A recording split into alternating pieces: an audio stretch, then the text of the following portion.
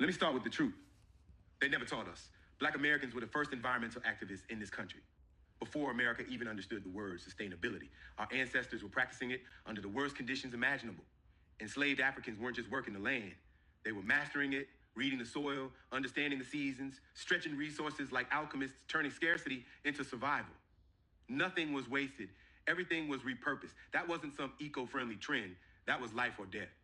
And that ancestral knowledge is sitting in our DNA right now. What they don't want to admit is this. Every major environmental practice they celebrate today came from our struggle. Recycling, we invented that by necessity.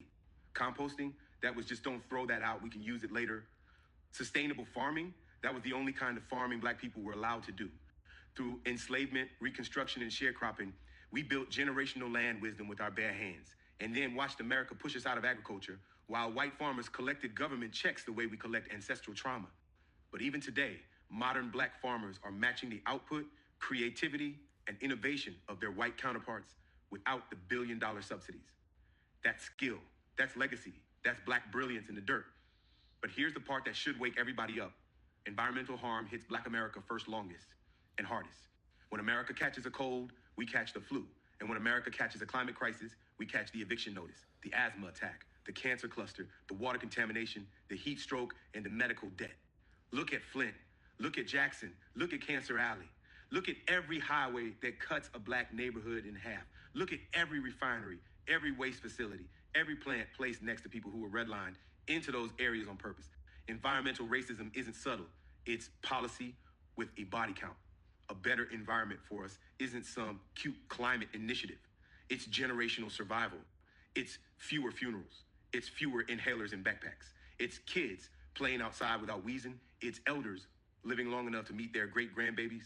It's homeowners in Black neighborhoods finally building equity instead of watching pollution shade property values down to nothing. The fight for clean air, clean water, clean soil, that is a fight for wealth, health, longevity, and dignity. You cannot build generational wealth while your community is slowly being poisoned. You cannot build a Black future if the environment is designed to erase you. This is why environmental activism has to become a Black lifestyle, not a side quest.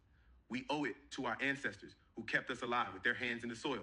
We owe it to our children who deserve to breathe. We owe it to ourselves to reclaim the legacy America tried to disconnect us from, the legacy of land stewardship, resourcefulness, farming genius, and environmental wisdom that built half this country.